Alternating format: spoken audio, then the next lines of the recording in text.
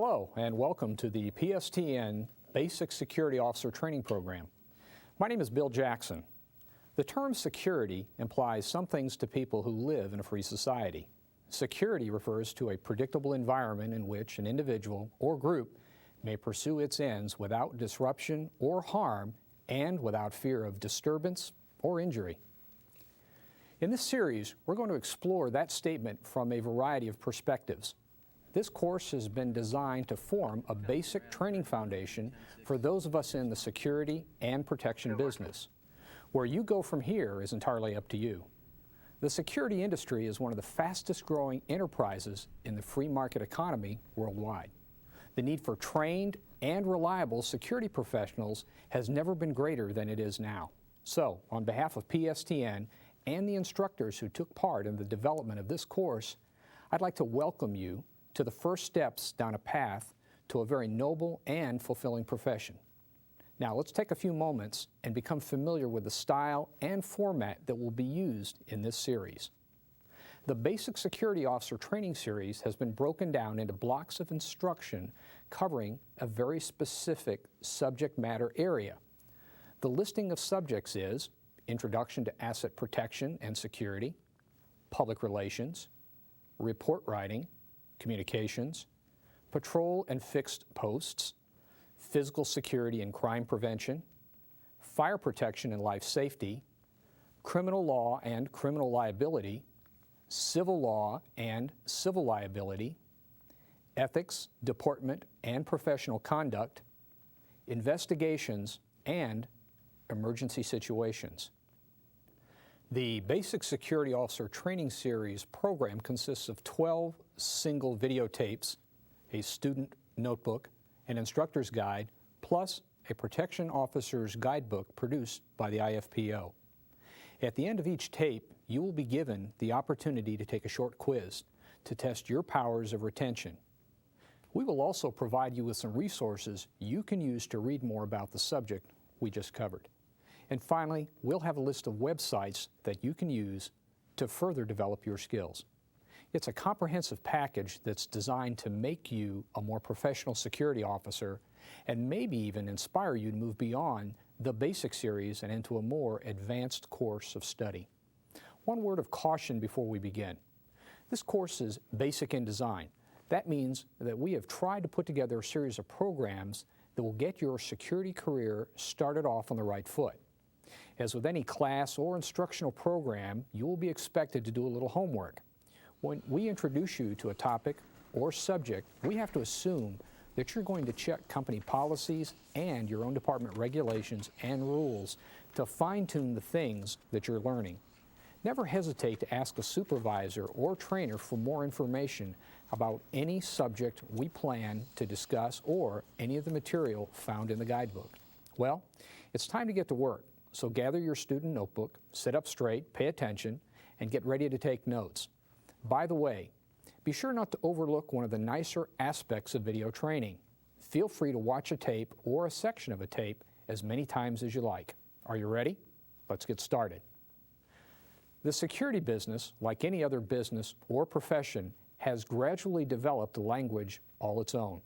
As practitioners, you will need to be familiar with some of the words and phrases that are commonly used in the protection arena. It always helps if you know the lingo. We begin with the term access control. This involves using a combined strategy of geography, terrain, spatial characteristics, natural patterns of movement, and security personnel in conjunction with mechanical systems like locks and key control in an effort to protect a location. Assets. These are the people and the things that the organization needs to have to stay in business.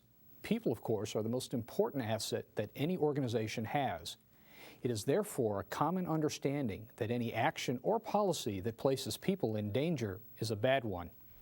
But assets also include property, physical things such as equipment, goods, buildings, machinery, vehicles, and any other item that the organization must use to operate are assets. But an asset can also be something intangible, something such as information, image, or public relations may be regarded as assets. They can sometimes be as important to an organization as any tangible asset. A barrier.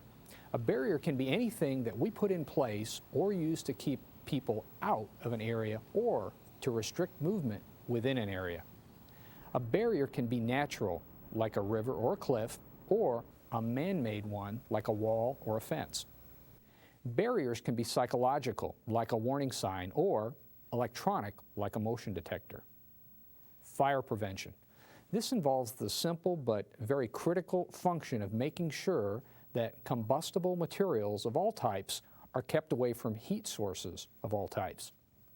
Risk management. This is a process by which an organization does a self-study to define its potential losses and then to take steps to eliminate or reduce those risks that it finds. This could mean removing the risk entirely, transferring the risk to some other entity, or just accepting the risk and keeping an eye on it. Risk management centers around risk control. Reasonability. This is a practical and legal concept that's intended to protect security officers from claims that they behaved in an improper manner. Reasonable behavior is what is expected in a civilized society. Safety audit. This is a physical examination of a work area in an effort to define those situations that could pose a potential threat to employees or property in a work site. Safety audits go hand in glove with fire prevention and risk management efforts. As we go through the course, we will introduce more phrases and words that will become a standard part of your vocabulary in a short time. Keep your pencil sharpened. The history of security is as old as the history of man itself. One of the primary reasons that humans banded together into social groups had to do with the aspect of mutual protection. History shows that in the days of ancient Egypt, the merchants of the time used to secure the doors to their shops by tying elaborate knots and even paying someone to stand guard outside the store during the night. Security really did not start to become a formalized part of everyday life until about 2000 BC. When the Code of Hammurabi was written, it was the first attempt at formalizing a set of laws and establishing the security of a government in a direct way. Laws, regulations, rules, and other guidelines for society quickly followed. Let's move on to the 1600s, when private security began to take shape. Private police were introduced in England. Parochial police were formed by the churches to protect the parishes. In 1663, a force of constables was established to secure businesses at night. They were soon followed by the creation of dock police and warehouse police and the development of rewards to help in capturing thieves. During this whole time, the security of the community was maintained as a private matter. The government had not yet gotten involved in the police business. The first protectors of British towns and villages were private security officers. In 1829, Sir Robert Peel helped establish the Metropolitan Police in London. Peel developed the model of policing that was used by many American police and security organizations. Meanwhile, in North America, protection was provided by U.S. Marshals, Railroad Police, Royal Canadian Police, and private security officers provided by a company started by Allan Pinkerton. It was named the Pinkerton Detective Agency. In its early days, Pinkerton was responsible for protecting railroads, banks, and even President Lincoln. In 1889, Brinks Incorporated was formed to protect payrolls. In 1909, William J. Burns started his own security company by providing guards to banks. World War II ushered in massive growth in security. Hundreds of thousands of personnel were required to protect industrial facilities. During the Cold War, this trend continued. This is where the term industrial security originated. In 1953, the American Society for Industrial Security was formed. ASIS International has over 33,000 members across the world today. In 1988, the International Foundation of Protection Officers was formed to assist in the training and certification of protection officers. As you can see, the origins of the security service have a rich and valuable history. The traditions and the standards set by past professionals are the base that we build on for the future. Remember your past. It is the launch pad to your future. And there's a great future in this rapidly evolving field. Currently, there are roughly 3 times as many security officers as there are police officers in the United States. And this ratio is likely to remain constant for the next few decades. Knowledge of business and organizational principles is essential to those charged with protecting organizations. While each organization is somewhat unique, there are some general principles that are common to both public and private organizations. It's important that the protection officers study their own organization and become intimately familiar with their structure. The burden is even greater for contract security personnel who must understand their employer's organization as well as that of the client. In most organizations, there are 4 levels. At the top, we find management. These are the people who are responsible for leading the organization in an effective and efficient manner.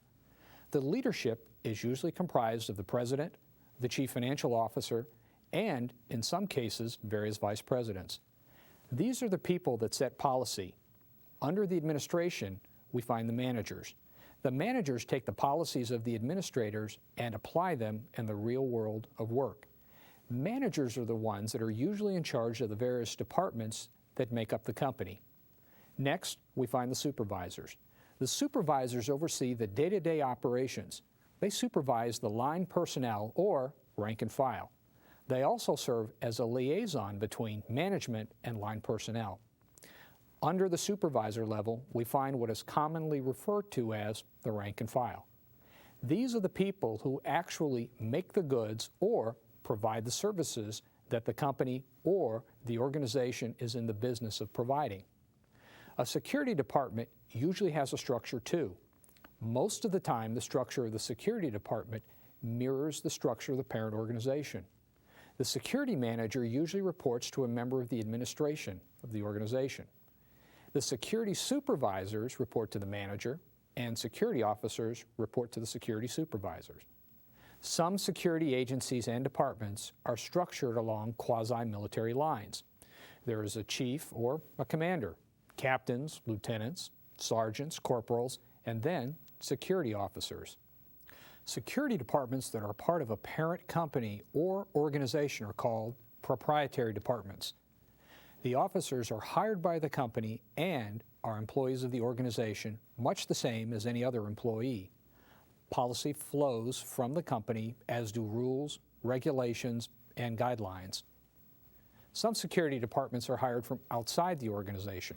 These are called contract security agencies. There are contract agencies that can provide security forces of hundreds of officers and can also provide a company with 1 or 2 people to fill a short-term special need. Some are specialized, some are security generalists.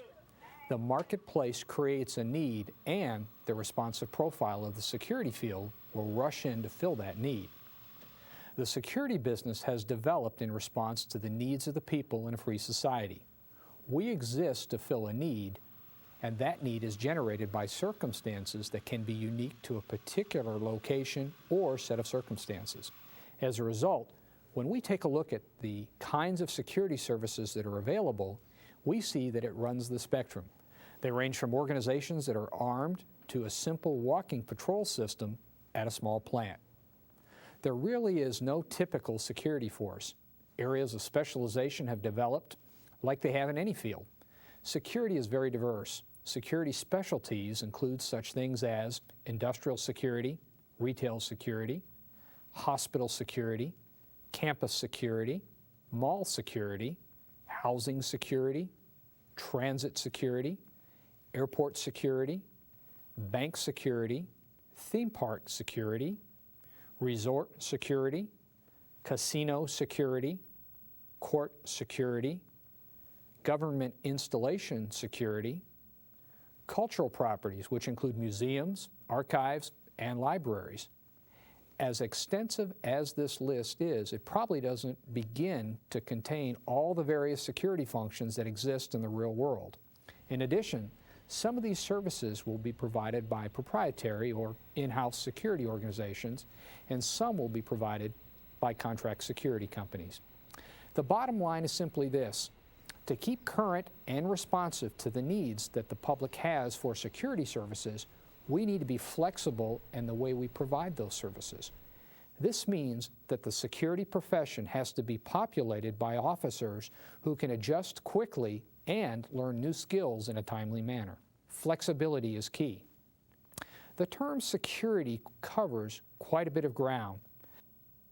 There are many types of agencies serving people and companies in all walks of life. As diverse as the profession is, there are some functions that are basic in nature and can be found in most security environments in one form or another. Management is responsible for planning and implementing these functions. Policies and procedures and technology may be employed to accomplish them. They include building and perimeter security, access control and intrusion detection functions, alarm and surveillance systems control and monitoring, fire detection, suppression and response, emergency and disaster response and control, accident prevention and safety monitoring, enforcement of rules and regulations.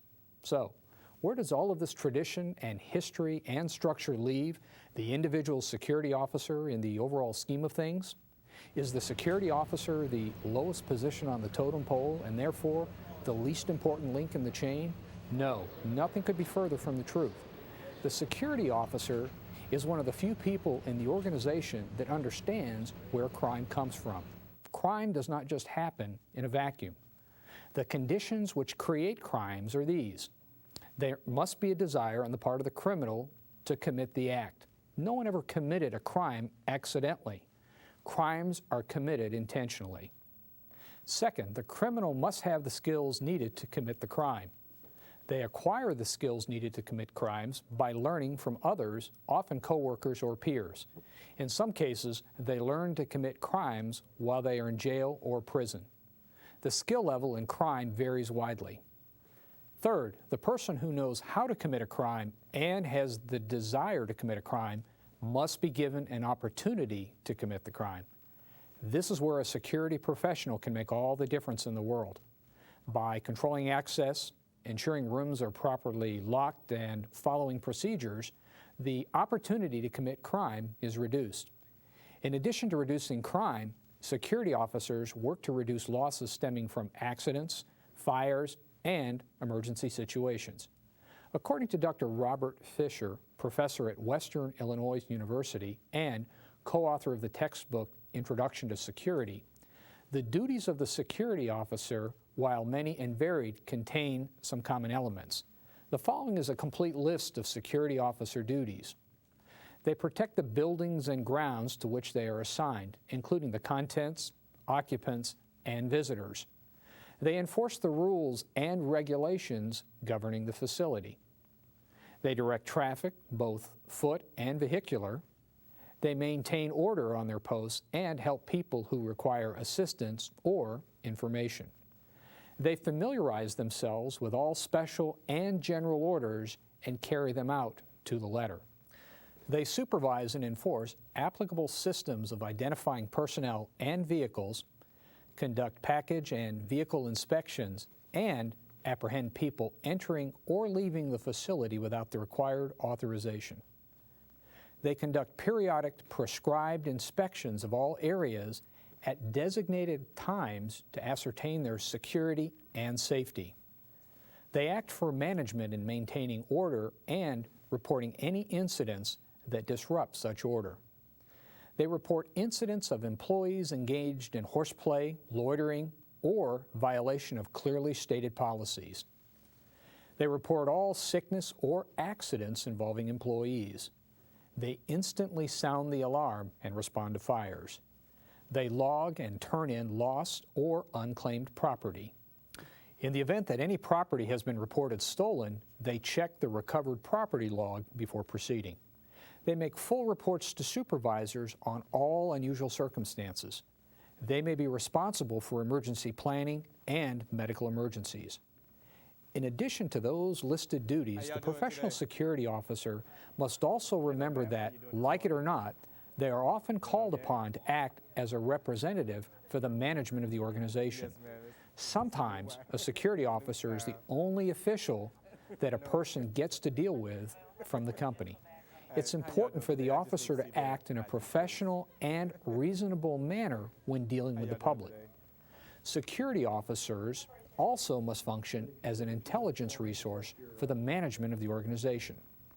A trusted security officer can be one of the best sources of what is really going on in an organization that a company can have.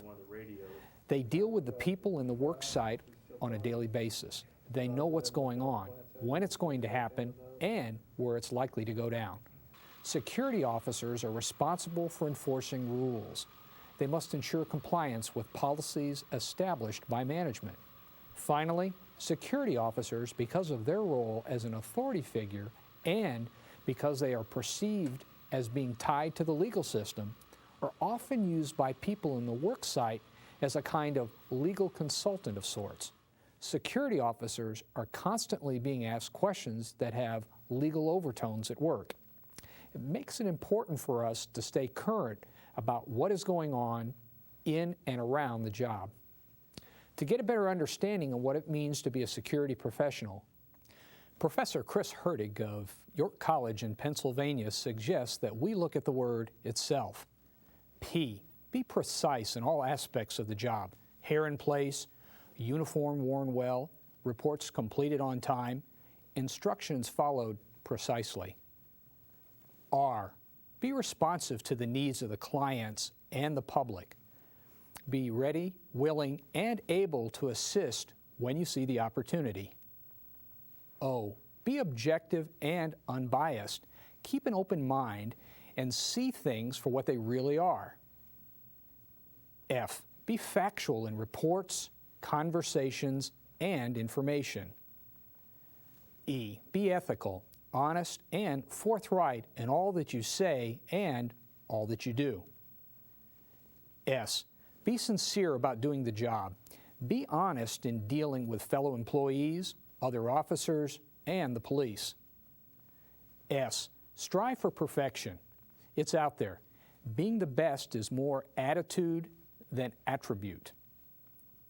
I, be informed about what's going on, where things are, who's who, and how things work. O, be observant of people, places, and things in the environment that you are responsible for protecting. N, be neat and orderly in appearance, in work habits, in off-duty conduct.